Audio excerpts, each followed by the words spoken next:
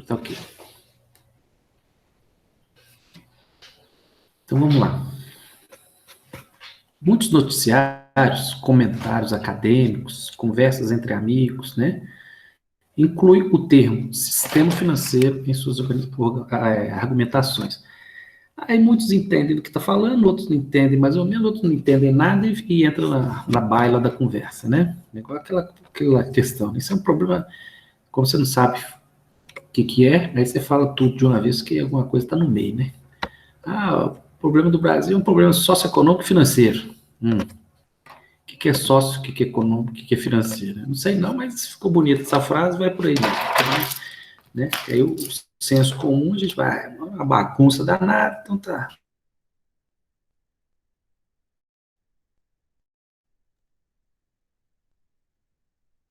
Tá tudo falando. Define-se o sistema financeiro de um país como sendo um conjunto de instituições, né? Aí nós vamos ver os bancos, e mercados agrupados de forma harmônica, com a finalidade de canalizar a poupança das unidades superavitárias até o investimento demandado pelas deficitárias. Nós já sabemos o que é agente superavitário e agente deficitário. Todos os dois, né? Eles são os mesmos, só que com posições diferentes, né? Governo, família, né? Empresa, pode precisar de dinheiro.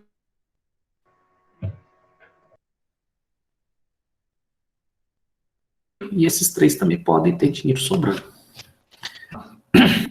Então, conjunto de instituições, ou seja, pega da definição anterior, que é geral, né?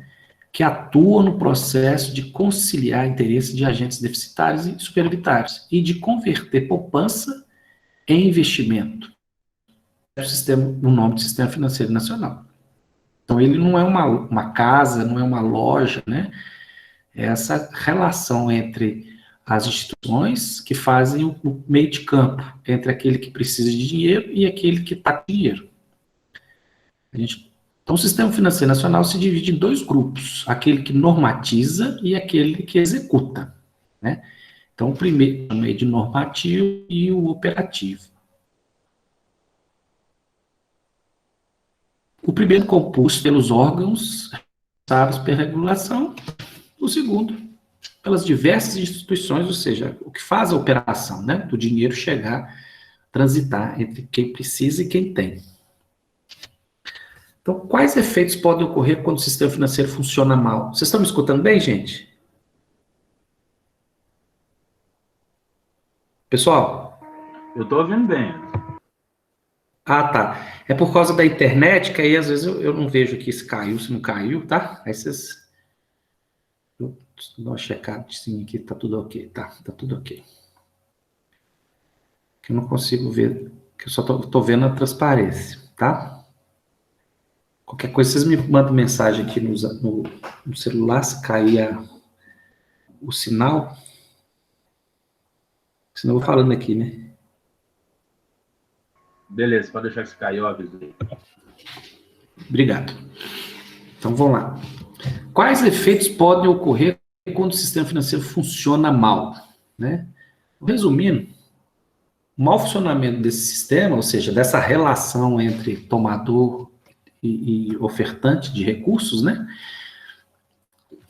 Com o nome mais bonitinho, quem pedia, né, as transações entre os agentes superavitários e os deficitários. O mau funcionamento desse sistema, né, gera perturbações no fluxo do dinheiro, né, cujo efeitos, quando excessivos, são de demora à correção e manifestam sobre as seguintes formas, né? Então, luta desenfreada pelos recursos financeiros, encarecendo-os, né? Então, se você precisa muito de dinheiro, o que o banco faz? Né? Lei da oferta e da procura, né? Ele aumenta as taxas, aumenta as exigências, né? Para você conseguir aquele crédito. Isso é tudo o que pode acontecer quando você tem um desequilíbrio entre quem quer prestar dinheiro e quem quer receber o dinheiro. Transferências de atividades econômicas próprias da iniciativa privada para o setor público, ou seja, algumas atividades que são executadas pela iniciativa própria, não tem recursos, né? Que aí entra em processo falimentar, devolve para o setor público, né? Volta e meia, por exemplo, que eu vejo aqui na minha cabeça aqui, política pública assistencialista, né, aos mais necessitados, seja das diversas necessidades setoriais, morador de rua, o pessoal que tem moradia, etc, etc. Então, você tem ONGs, você tem empresas que fazem atividades de saneamento privadas, né, de serviços de manutenção de telefonia, né, privada, mas aí esses setores começam a quebrar, e aí aquelas forças auxiliares, né, das empresas estatais, né, perdem, aí volta tudo para o setor público. Instabilidade do nível de preços, né, inflação, consequente da utilização das previsões econômicas, vai tudo por água abaixo. Né, então, aquelas previsões, né, crescimento do PIB, não sei o quê, esquece, né? Desvirtuamento das funções das instituições financeiras, elevando o custo do dinheiro e gerando um descrédito com o público. É o tal de aumentar crédito, né? Começa por exemplo, né, uma bela causa, né? Não chega tanto, mas, por exemplo, fazer a Caixa Econômica o agente principal para distribuição aí desse auxílio extra, né, para a população. Vocês lembram aí quando começou isso? Uma bagunça danada da Caixa Econômica, né? Então, tirou um pouco a função dela, mas não tinha outro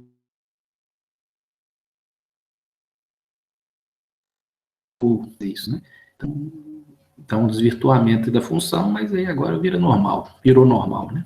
Criou aquele aplicativo, centenas de milhares de pessoas, né, entraram indevidamente, né, às vezes até automaticamente, não sei se vocês lembram, muitos militares, né, principalmente do Exército, receberam automaticamente alguns auxílios aí, né, indevidamente, confusão danada.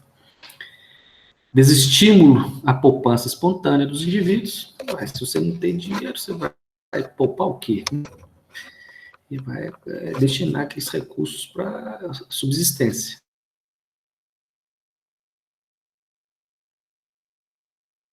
Né? Transformar investimento em despesa de custeio, né, do Estado. Então, eu estava vendo a reportagem, né, o pessoal, não sei se vocês viram, o pessoal no Profissão Repórter, né, o pessoal que vai, o ciclo da vida do pessoal que invade, né, terrenos, né, então são despejados, depois passou-se um tantão de ano para poder ver o que aconteceu com essa turma, né, o que eles arrumaram, né, então aí você vê muito aqui, eu estou falando isso, a questão da poupança, né, muitos ali economizar para comprar um barraquinho, um local, e não tem mais nada para subsistir, e aí perderam tudo porque estava invadido, e aí aumenta o custeio do Estado, né, porque vai dar, tem que remanejar, tem que dar um auxílio moradia e aquela coisa toda. Então, afeta mais ou menos esses serviços do Estado, né, quando você tem uma intercorrência no sistema financeiro, ou seja, no equilíbrio entre quem precisa de dinheiro e quem tem dinheiro.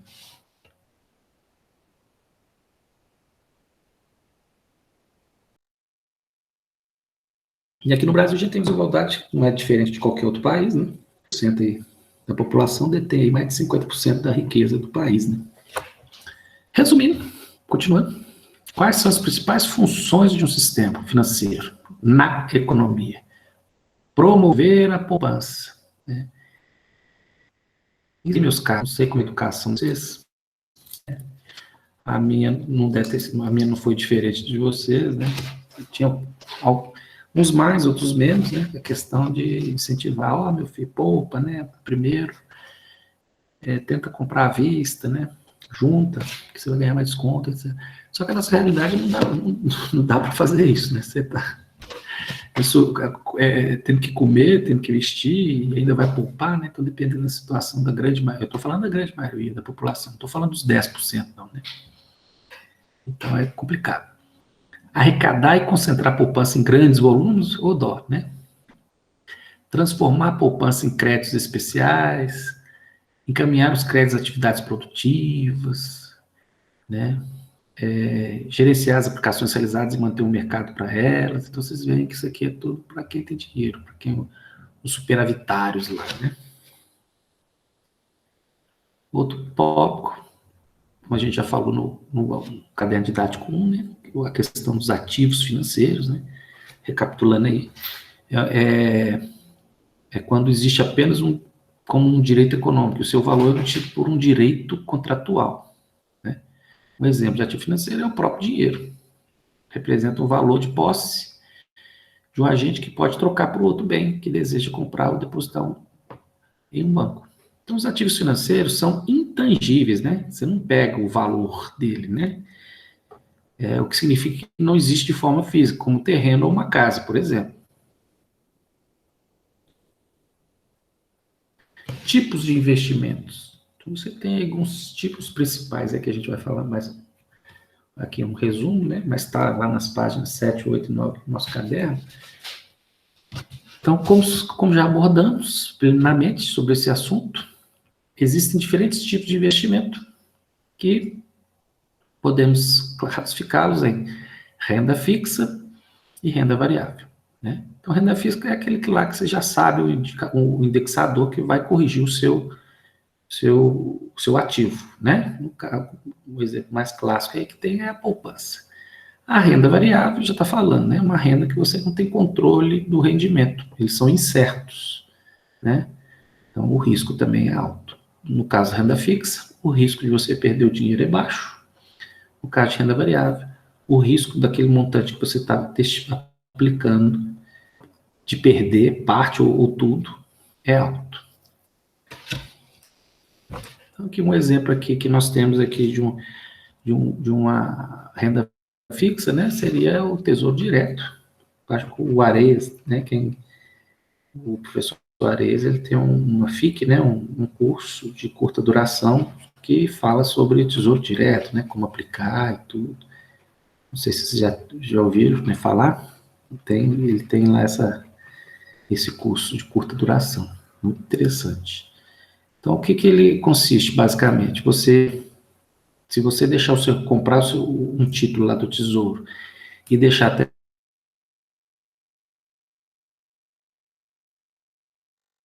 precisar, você pode resgatar esse valor a qualquer momento, né? Se você precisar resgatar esse valor, você vai resgatar esse valor.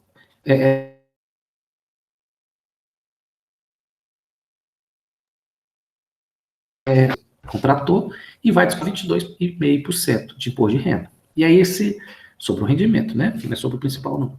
E aí essa alíquota aí, ela vai diminuindo à medida que você vai deixando,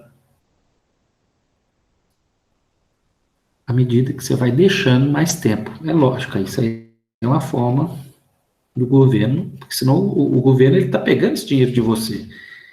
Então, é interesse dele que você deixe esse dinheiro lá o maior tempo possível para ele poder fazer esse dinheiro que você emprestou, né, entre aspas, ele fazer os investimentos que ele precisa, se puder ter os retornos que ele acha que vai ter, que sejam suficientes para poder te pagar, né? Então, quando o governo precisa de dinheiro, né, quando ele está com desequilíbrio das suas contas, né, ele tem menos recursos para pagar suas contas ordinárias,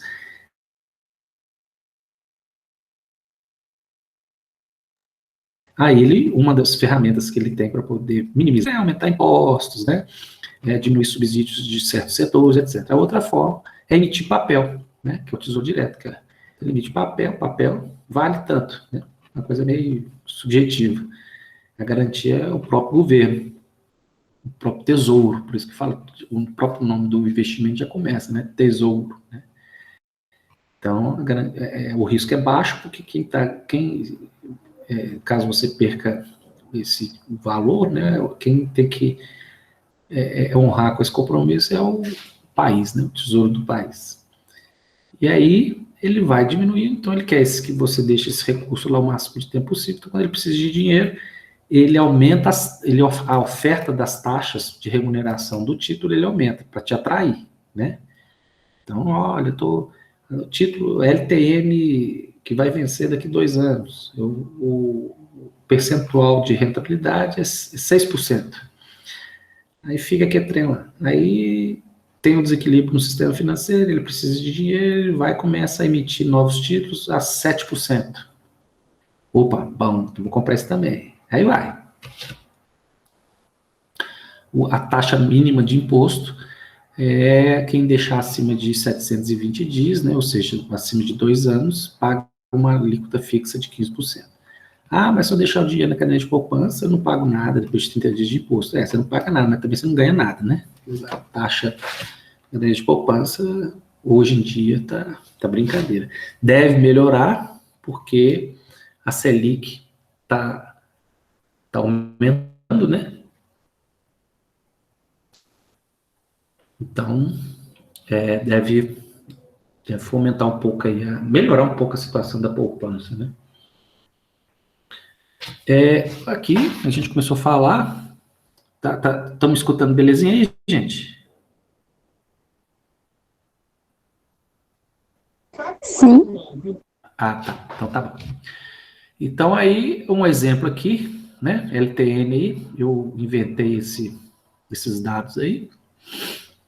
Então, por exemplo, uma letra de tesouro, você entra lá no seu banco, né? Ou numa corretora, vai ter lá um cardápio, né? Digamos assim, né? Um portfólio lá de títulos, aí você vai escolher, né? Qual que te atrai mais. Aí, normalmente, você vai pelo prazo de vencimento, né? E a taxa, né? Qual que é a taxa? Quanto maior, melhor, né? Aí você faz a sua escolha, aquele título lá. Então, por exemplo, esse título aqui, né? Prefixado, ou seja, eu vou te oferecer uma taxa logo no início, né? Para você já saber o que você vai fazer. Então, o valor de compra R$ 905,53 de um título, ele vai vencer, já venceu no caso aqui, né? Mas iria vencer no dia 1/1/2021. Então, este título é prefixado. Vamos colocar aqui.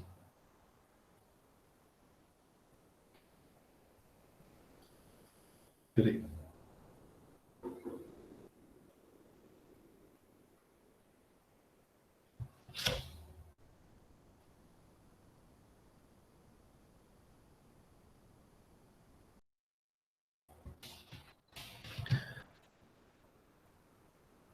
Poder. Sei que vocês podem imaginar que a gente está no passado, né? Mas só vai ficar bonitinho aqui.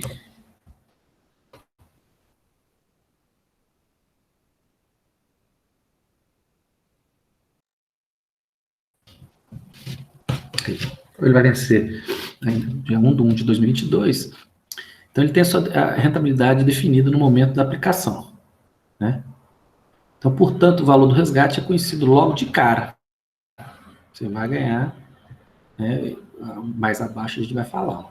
Para compra, o título propõe uma taxa pré-fixada de 2,15% ao ano. Então, assim, na compra de um título, você teria um rendimento de 2,5 dividido por 12, então 0,18 ao mês, né? Ele não é juros compostos, não, para efeito de cálculo. Então, comparando com o exemplo com o título top caderno de poupança, que está lá, que teve um rendimento de 13 mensal, o caderno nosso lá tem um cálculo lá, que é a caderneta de poupança 0,13 mensal, então você compara 0,13 da caderneta de poupança com 0,18 do título, é lógico que o título é melhor, né? Mas a gente tem que fazer umas continhas para ver se isso é mesmo. Então pode-se entender que o prazo de rendimento do título foi melhor.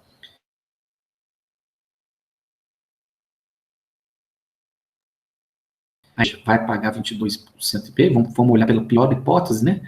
Você ter que resgatar esse dinheiro em menos de 6 meses. Então, como é que fica essa conta aí, ó?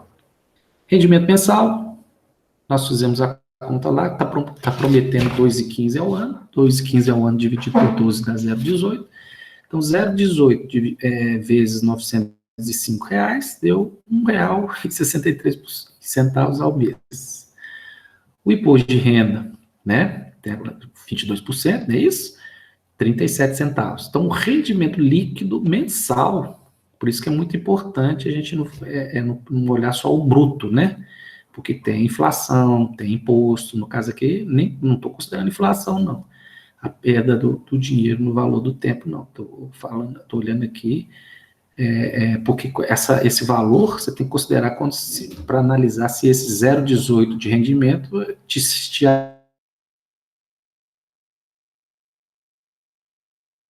18, né? Está embutido aqui também o entendimento sobre inflação mensal também, né? Então, continuando aqui, o imposto sobre o rendimento mensal, né? Foi 1,63, então nós vamos pagar um imposto em cima desse rendimento. Tirando tal, né? O que você deveria ganhar, 1,63 menos o imposto de renda, 37 centavos, então ficaria líquido para você 1,26 por mês. Comparando com a caderneta de poupança, né? Que está lá no caderno lá, caderneta de poupança, né? A 0,13, se você pegar 0,13 vezes 905,53, vai dar lá 1,18. O Tesouro Direto, tá vendo? Ele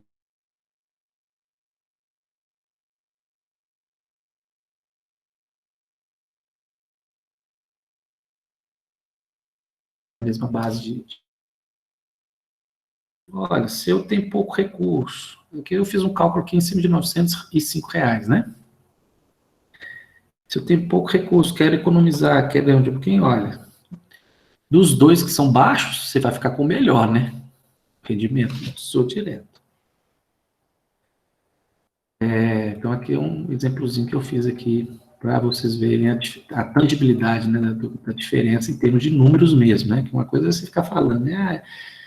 Tesouro Direto é melhor que a caderneta de poupança. Ah, tá. Como? Quanto? Me dá um exemplo aí. Então, esse aqui é um exemplo clássico aqui que eu montei para vocês verem a diferença. Aí você leva para, se um mês vai diminuindo o tempo que você for fazendo. Aí você vai fazendo a sua simulação aqui, vai crescendo aqui para baixo, né? Um mês é isso aqui, 6 meses. No 7º mês, a taxa já cai para 20%. Então, esse rendimento tesouro aqui vai ser bem maior do que o rendimento de caderneta de poupança, né? E aí você vai seguindo o tempo, né? Vai deixando, vai chegar um ponto aqui que aqui vai ser 0,15% de 1,63, então você vai descontar menos imposto, vai ter um rendimento líquido maior, vai aumentando. Por isso que ele estimula você ficar o máximo de tempo possível, né? Sem resgatar aquele recurso, mas aí vai.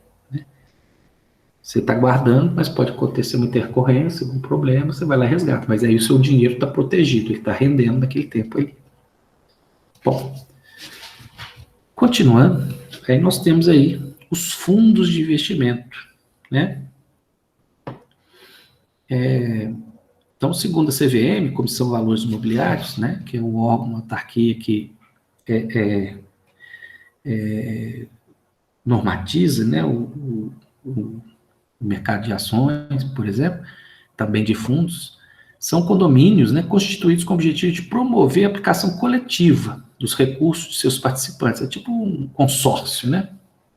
São regidos por um regulamento e têm a sua Assembleia Geral, seu principal fórum de decisões. É uma carteira, é um consórcio de participantes, né? Cada um tem a sua cotazinha ali, e esse fundo ele é gerenciado por alguém, né, um agente financeiro de uma corretora, e ele vai pegar esse dinheiro e vai fazer as melhores aplicações em troca de uma taxa administrativa. Essa taxa administrativa também é muito importante você ver para poder analisar se compensa ou não colocar seu dinheiro nesses fundos, né? Então, o objetivo principal de um fundo de investimento é propiciar ao investidor uma eficiente ferramenta para aplicar seus recursos, excedentes ou poupança. Então, aí concorre aí com o pessoal que quer colocar o dinheiro na poupança, quer colocar o dinheiro no Tesouro Direto. Então, tem essa possibilidade também de colocar seu dinheiro em fundos. Então, essa ferramenta possui basicamente as seguintes características. São ofertados fundos de investimento com perfis diferenciados a fim de atender às diversas necessidades dos investidores quanto ao prazo, rentabilidade, risco, né? Então, ele vai calibrar aí, ó. É igual o Tesouro Direto, para tantos meses, vai ter tantas rentabilidade e o risco é baixo ou alto. Você pode ver que vocês entrem, depois por curiosidade, entrem lá na aba de investimento do banco de vocês e vai aparecer um leque lá de fundos, né? Aí ele está lá, prazo para resgate, valor mínimo para você aplicar, qual que é a rentabilidade, e se o risco é alto, médio ou baixo daquele fundo. Depois vocês olham isso por curiosidade. Funciona como um investidor de longo prazo, então são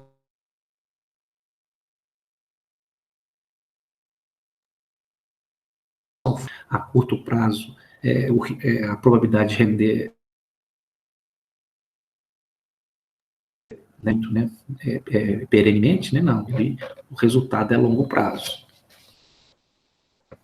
Então, isso aqui, para vocês que estão começando na vida agora, é bom. Para mim, que eu já estou virando a serra, nem tanto, né? Porque é mais ou menos você pegar um empresário e vamos fazer uma usina hidrelétrica? Vamos.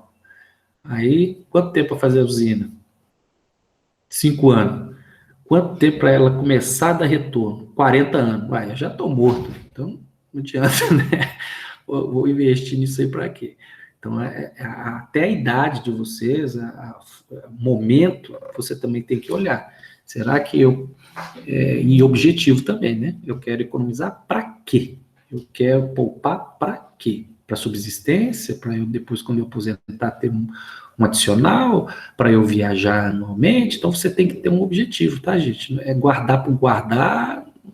Você tem uma categoria que são aqueles caras pão duro, né? Aqueles miseráveis, né? Que todo mundo aí conhece, né? Guarda, guarda, guarda e não usufrui. Então, o dinheiro, a gente tem que fazer ele trabalhar para você, e não você trabalhar para o dinheiro, né?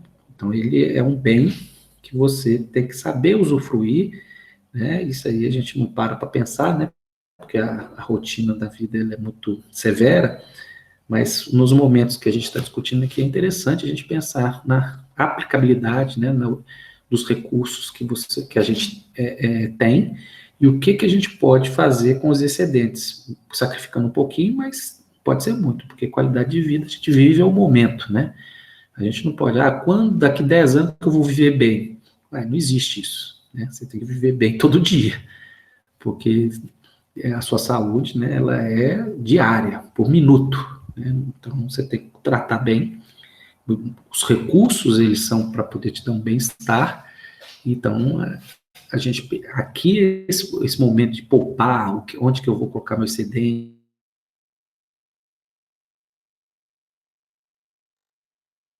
de recursos, e para a gente poder, lá na frente, não se arrepender. Se eu tivesse economizado, né, eu não estaria passando essa dificuldade agora. Porque lá na frente você tem filhos, né, você vai ter ou tem, vão precisar de você ou não, saúde, você vai precisar de remédio ou não, você vai querer viajar ou não. Então, a gente tem que aproveitar a vida, né?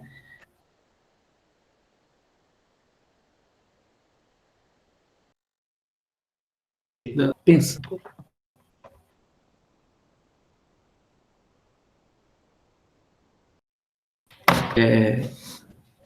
Em desperdiçar recursos desnecessariamente. Desculpa aí essa fala, mas é porque é o momento aqui que a gente tem. Continuando, você tem aí, né, uma categoria que se chama de fundos de investimento em cota, que é as FIC, ou FICFI, né, porque até é difícil falar.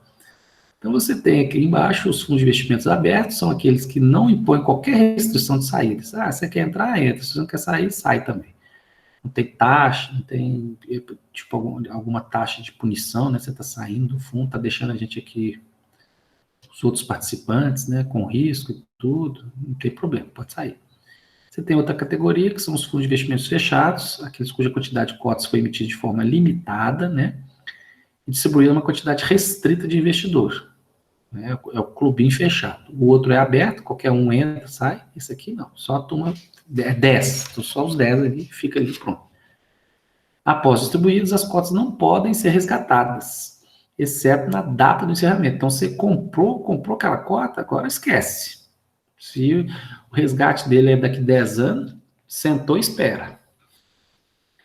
Então, aqui você tem né, igual eu estava falando anteriormente, você tem aqui uma classificação de alguns FIC, né, os fundos aqui. Então, você tem o fundo de renda... Opa, pulou, apertei o negócio errado aqui. Então, você tem o fundo de renda fixa, fundos de ações, fundo de multimercado, fundo de curto prazo. Aí tem o grau de risco de cada um, né? Moderado, elevado, fundos de ações, né? O próprio fundo já está falando aí por que ele é elevado, né? Porque o risco é alto.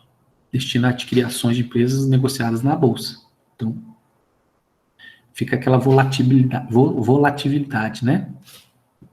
Os valores aumentam, diminuem, sem uma certa previsibilidade.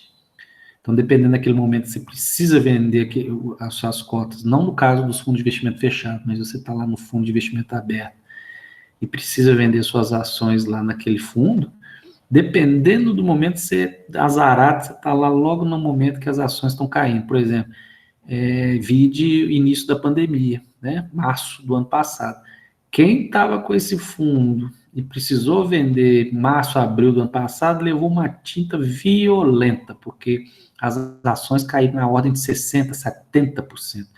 Então, imagina você ter uma ação valendo R$100 antes de março. Depois de março, essa ação que era R$100, ela despencar e valer R$30. Estou falando de uma ação. Imagina você tem 10, 100, 200, 1.000 ações. Imagina você perder 70% daquele valor. Você desespera, né? Então, por isso que é arriscado. Não estou assustando vocês não, né, gente?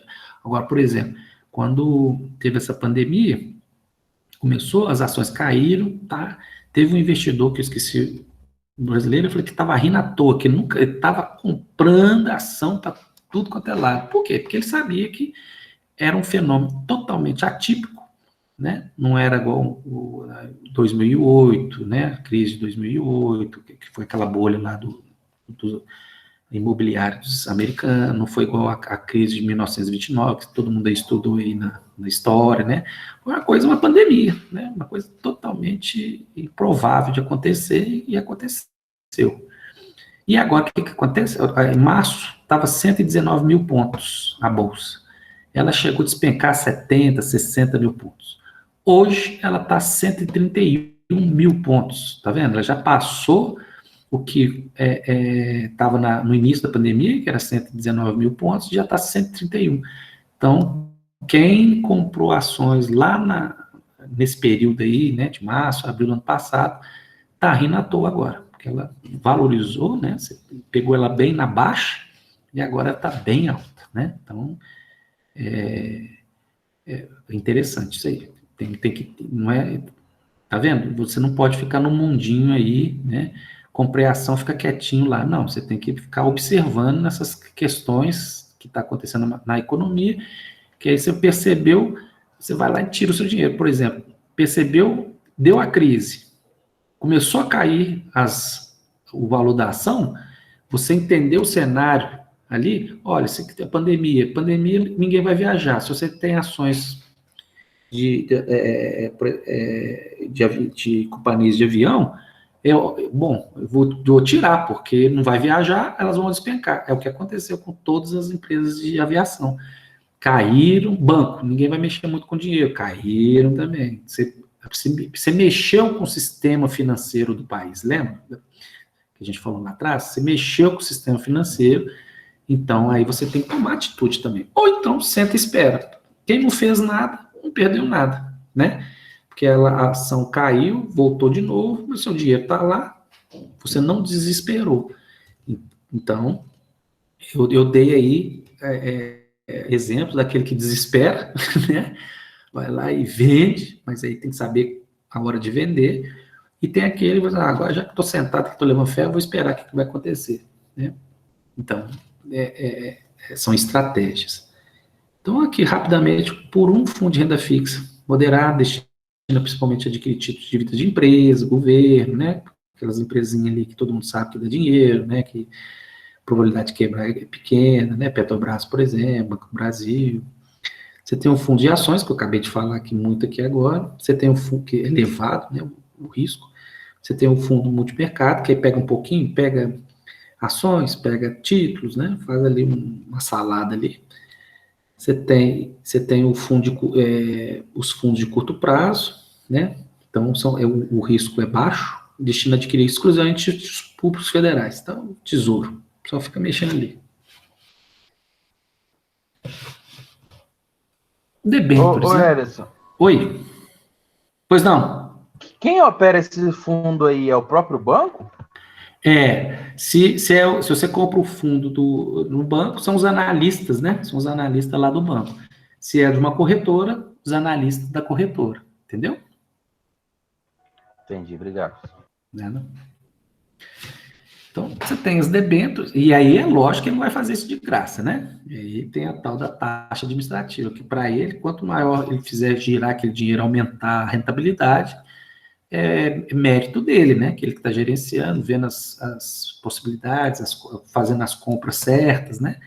Então, ele ganha o dele lá, o salário, o quinhão dele, né?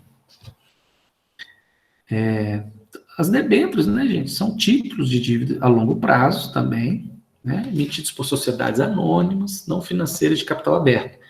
Representa a forma mais barata e flexível de pegar dinheiro no mercado. Então, a nossa legislação também permite que as debêntures sejam resgatadas antecipadamente. Então, aí você compra um papel, nós já explicamos isso na aula passada, né? Então, normalmente, os recursos captados via emissão de debêntures são utilizados para financiar os investimentos da empresa, né? Projetos. Então, é uma forma de captação como qualquer outra de uma empresa. Ela pode ir no banco fazer um empréstimo, ela pode ir na bolsa vender ações dela, e ela pode emitir debêntures. Para tanto, tem que ter autorização, né? Qualquer um, opa, hoje eu sou dono de um boteco, então agora, pessoal, tem esses papéis aqui, ó, e eu vou chamar isso aqui de debênture. Cada um vale 10 mil. Se você comprar esse papel aqui, eu vou dar a minha assinatura aqui, claro que eu estou banalizando a questão, né? E aí, daqui 5 anos, você volta aqui que eu vou te pagar esse montante aí. Então, debênture, mais ou menos é isso. Um adendo, uma parênteses aqui, não sei se vocês estão acompanhando aí as tramitações aí do Congresso, né? O nosso presidente do Pacheco, lá, o senador Pacheco, lá do Senado, ele tem um projeto de fazer com que os times de futebol sejam empresas, né? Sejam SAs. Então, e aí lá está falando, as empresas, né? Dos times de futebol, né? Eles poderão emitir debêntures. Então tem que estar na legislação, né?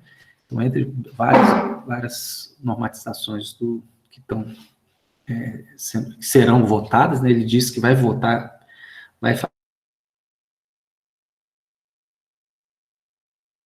fazer o que vem. Aí, tomara que o Cruzeirão aí, né, com essa medida aí, vira empresa e a turma aí toma jeito, né? Então, está previsto os times poderem emitir debêntures.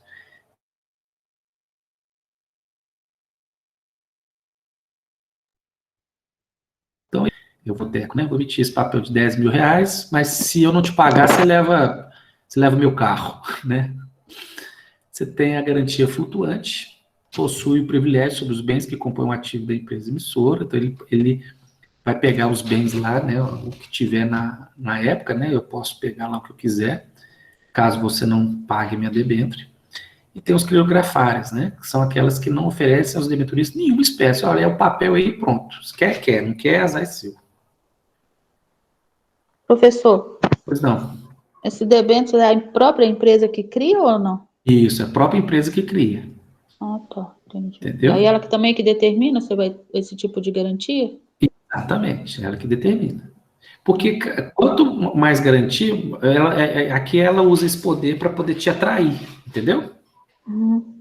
Para ela poder te atrair, para te dar uma segurança. Olha, você compra esse papel, mas eu vou te dar uma garantia real. Se eu não te pagar daqui 10 anos, como nós combinamos, parte do terreno que eu tenho, não sei aonde, é seu, entendeu?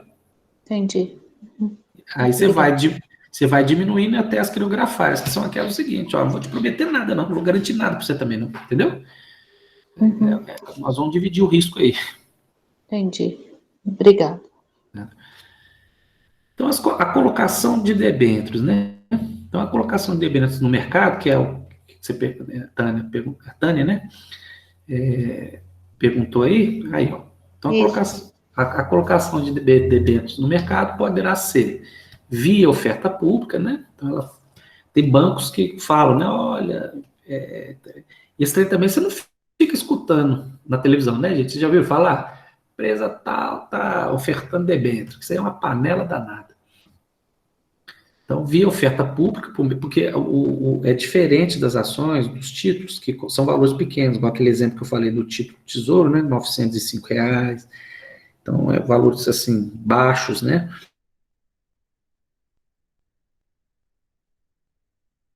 R$ 1 milhão, uma debênture, 500 mil. Né? Ela que vai, como a empresa que vai fazer, ela que vai determinar os valores, né, unitários das debêntures, né? Então, não é, você tem que emitir um caminhão de papel de debênture. Não, você emite lá 30 debêntures, 10 debêntures, cada um 1 milhão, 10 milhões, o que for. Então, via oferta pública, por meio de uma instituição financeira, você faz isso mediante um banco, né? Vai fazer isso para você, porque imagina, você faz isso na sua empresa, você vai ser assaltado, né? Porque vai virar fila lá de gente comprando debênture eu quero pagar à vista, eu quero pagar a prazo, cadê a maquininha, né? Não existe isso. São operações grandes, por isso que tem que ter uma autorização por legislação. Então, são empresas grandes que fazem esse tipo de operação. E autorizadas, né? O valor total das emissões de DBs não pode ultrapassar o valor do capital social, é lógico, né? Não vai. É uma garantia, digamos assim, né? Honesta, né? O máximo que eu posso pedir emprestado para terceiros tem que ser igual ao valor que os próprios sócios aplicaram na empresa, né? Que é o capital social. É uma lógica, tá? Então, requisitos básicos para emissão pública de debêntures: o registro de companhia aberta, então não é qualquer uma. Então, tá vendo o enquadramento? Não é o botequinho, né? A padaria, não. Poderia, né? Deveria ir com mérito, mas não pode. Então, são SAs, tem que ter registro na CVM, tem que ter escrituração contábil toda bonitinha, né? E tem constituição de garantias reais, se for o caso, né? Aí nós já falamos aqui das questões aqui, das garantias, então aqui é facultativo esse quarto item aí. Você tem as ações, aí todo mundo sabe de trás para frente para trás como é que isso é, né? Então você tem as ações ordinárias e as preferenciais. As ações ordinárias, né, que são um pedacinho ali do capital da empresa, elas podem, quem as detém, né, tem o direito de voto nas decisões da empresa. As preferenciais não têm esse direito de voto, né? Mas tem direito a receber primeiro os dividendos. E o que é dividendo? Muita gente fala isso, mas não sabe o que é, né? Então, o que é o dividendo? Representa a forma de remuneração do acionista. É o lucrinho do acionista, se chama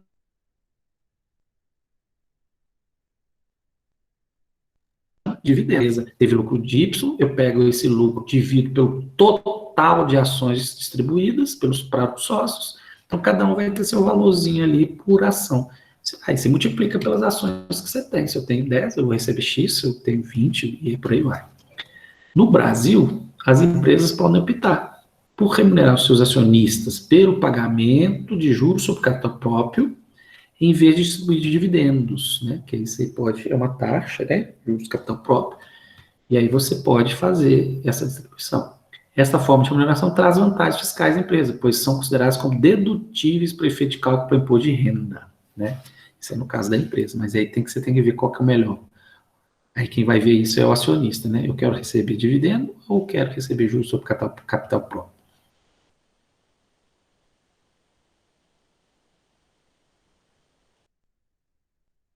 Valor de uma ação, né? Aí a gente está detalhando um pouco aí o entendimento. Então você tem, porque a gente fica na cabeça, né? A ação é um pedaço da empresa, que confusão é essa, né?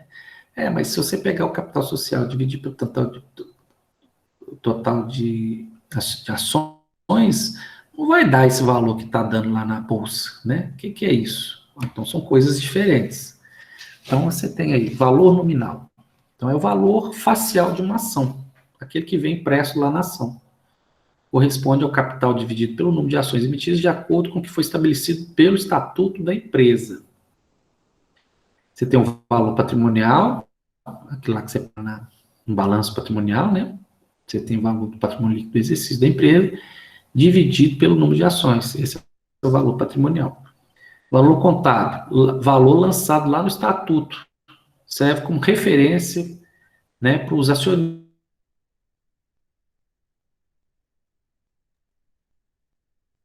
Ação que Professor, se seu for microfone está falhando demais.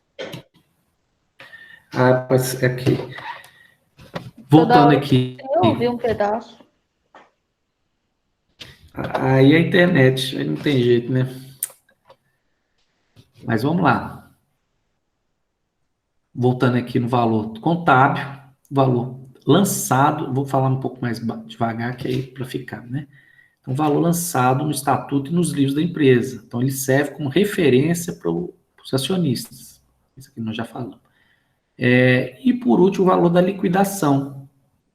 Então, é o valor que, caso a empresa feche, né? Qual que é o valor das ações caso a empresa feche? Então, isso aí é muito raro você fazer isso aqui.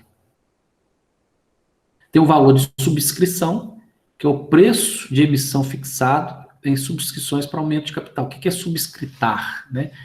É você colocar dinheiro na empresa. Então, eu subscritei 1 milhão. Quer dizer o quê? Que eu, sócio, injetei 1 milhão na empresa. Valor de mercado, esse aqui é o que todo mundo entende, né? É o valor lá da bolsa. É o valor que é negociado lá. Eu não sei se eu contei para vocês, mas a bolsa surgiu lá eu já falei, né? A bolsa surgiu na Inglaterra. Falei com vocês isso? Contei essa história? Não, na última aula você ficou de contar. Ah, tá. Eu fiquei de contar, né? Então é isso. Então, nas grandes expedições dos ingleses, o que acontecia? Virou um mercado de exploração, né? De outros continentes, de riquezas em outros continentes, etc. E aí, para financiar isso aí, estava ficando caro, porque aí você tem que contratar esquadras, né? Barcos, alimentação, tripulação, né? Então, era muito caro. Então, os capitães, né? Começaram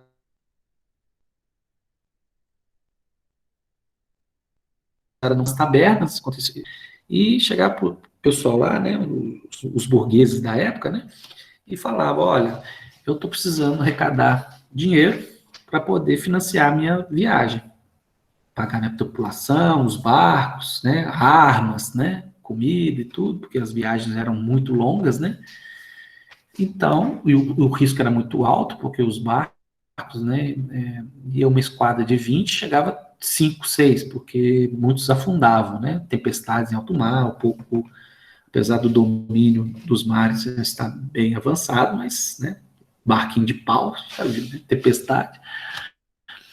E aí, eles emitiam papéis, né, e falavam, olha, esse papel aqui vale 500 libras, por exemplo. Então, quando eu voltar da viagem, né, o que eu conseguir lá de riquezas, o que eu vender, X%, eu tenho que te pagar esse valor nesse papel, entendeu? Então, pronto. Aí o burguês ou o cidadão, quem quer que seja, dava esse dinheiro para o capitão lá ou para o representante desse, e esse, em troca, dava esse papel com esse valor e comprometendo a quitar, etc., quando voltasse. Aí passava lá 6, 1 ano, né, porque as viagens eram muito longas, né, voltava lá com toda a riqueza, né, adquirida naquela expedição, né, madeira, vinho, azeitona, ou sei lá o que for, e aí fazer aquele pagamento. Então isso foi começando a fomentar, as coisas foram cumpridas, né, o capitão chegava e aí tinha as questões também, ele voltava, não trazia nada e entregava o cara para a guarda lá, né, e havia os julgamentos, naquela época tudo na base da faca, né, faca e masmorra, né, não tinha muita conversa não. E aí, nesse inteirinho,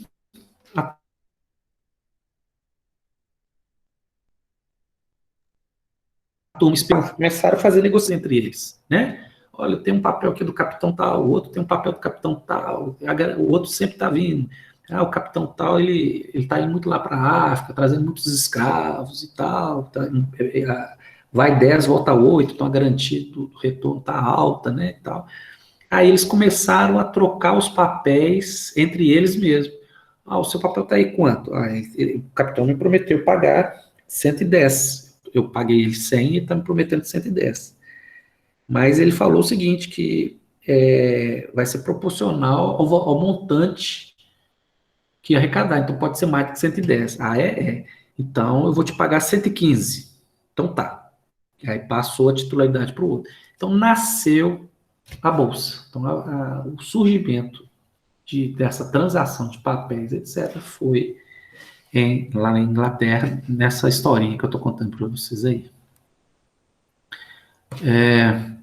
Então, os fundos de ações, então, valor de mercado e tal. Então, o investimento em fundos de ações é feito por corretoras, né? Então, você não é igual ao Tesouro Direto, que você consegue pelo banco. Você consegue também, né? Comprar fundos via banco. Ou corretora ou banco. Você consegue ações mesmo raciocínio, são mais indicados para objetivos de investimento de longo prazo, mas o risco também vai junto, né? Você fica exposto lá. Não, coloquei 100 mil lá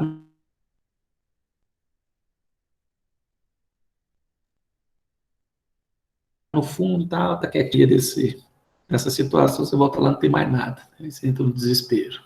Tem que acompanhar. Fundos multimercados, então a gente está falando um por um, né? Esses fundos de investimento é mais amplo, né? Pega um pouquinho de cada. Esse fundo aqui, o último aqui, que é o imobiliário, ele é novo, né? Tá muito interessante. Não sei se vocês já repararam, tem uma propaganda da Guide. Guide escreve no português é Guide, né? G-U-I-D-E. Mas fala Guide. Eles gostam de falar de Guide. A Guide é uma corretora igual a XP, né? E tem um garoto de propaganda lá que fica falando desse fundo aí, fundo imobiliário. Opa, vocês já viram? Um rapaz, ele fala dos FII, né? FII, Fundo de Investimento Imobiliário. Então, ele é um fundo, né? Um consórcio, a turma entra lá nesse fundo, etc. A vantagem dele é que, tem vantagens e desvantagens, né? A vantagem dele é que ele tem, os rendimentos dele são mensais, né? Então, são mensais, e esses rendimentos são isentos de imposto de renda, tá? Esse tipo de fundo. Então, olha lá, uma das vantagens está na isenção de imposto de renda pelos rendimentos que o investimento gera durante o tempo. Então, o fundo imobiliário é uma espécie de condomínio de investidores, né? Mesma coisa, é uma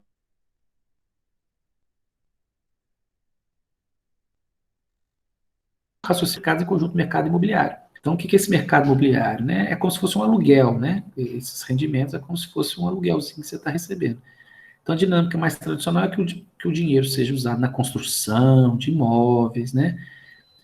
Aqui em Minas, não sei se vocês lembram, deixa eu ver se foi o Anastasia, ou foi o Pimentel, né? O último governador, ele quis fazer isso aí, pegar esse monte de casarão velho que tem em Belo Horizonte, tem muitos prédios, né? Eles têm muitas casas, etc, etc. Criar um fundo para poder captar recursos, meramente fundo imobiliário. Então, ele quis fazer isso, mas não foi aprovado, não. Então, os grandes objetivos preferiram deixar aqueles casarões, principalmente ali na Praça da Liberdade, né? Fizeram tombamento lá. Então, hoje, você vai lá na Praça da Liberdade, tem aqueles casarões lá à noite, lá tudo iluminado, né? Para turismo, você entra lá, uma hora marcada. Não deixaram fazer esse fundo, não.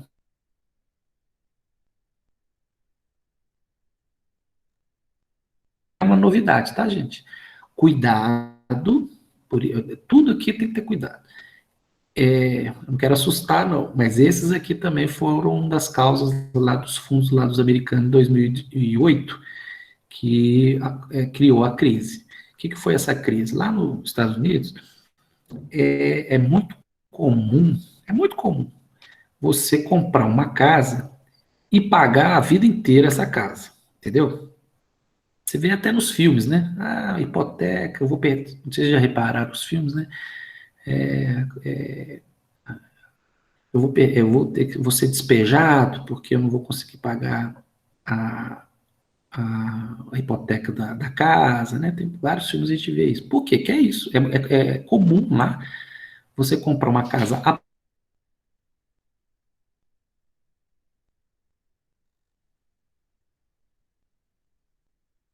O professor repete esse Só que final que eu aí não entendi. é muito Comprar casa o fácil. quê? Ficou mudo. Comprar casa o quê? A Oi? prazo? Repete essa parte que ficou mudo. Isso. Eu escutei até de comprar casa. Que é comum comprar casa lá nos Estados Unidos, e aí? Nos Estados Unidos, né? Eu sei, uhum. Deu para pegar essa parte? Deu para pegar. Que aí, só que eu não entendi que eles compram casa, mas é o quê? A prazo? Tá. Então eu vou repetir daí para frente. Então, é comum. Oi? Não, só Tá. fechei meu microfone para não atrapalhar. Isso. Compra casa a prazo, né? E prazos longos, né?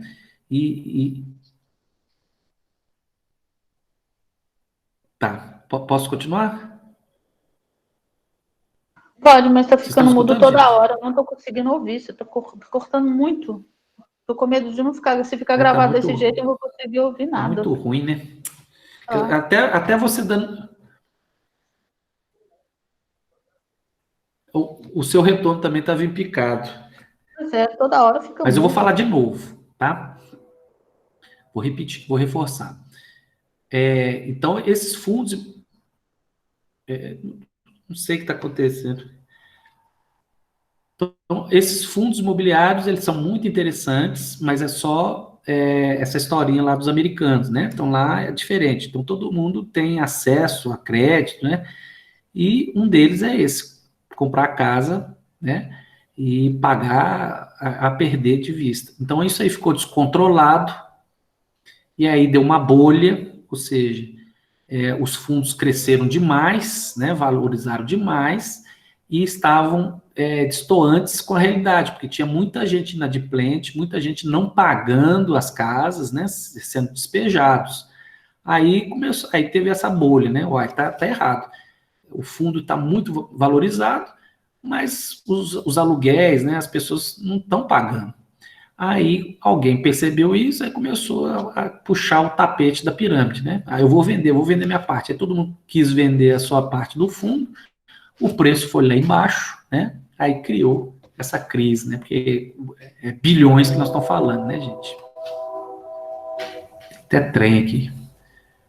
Bom, é isso que a gente tem para hoje, mas lá no nosso material está totalmente o resumo que a gente tem aqui do material, né? E aí, gente, eu estou aberto aqui às dúvidas que vocês queiram tirar, comentar.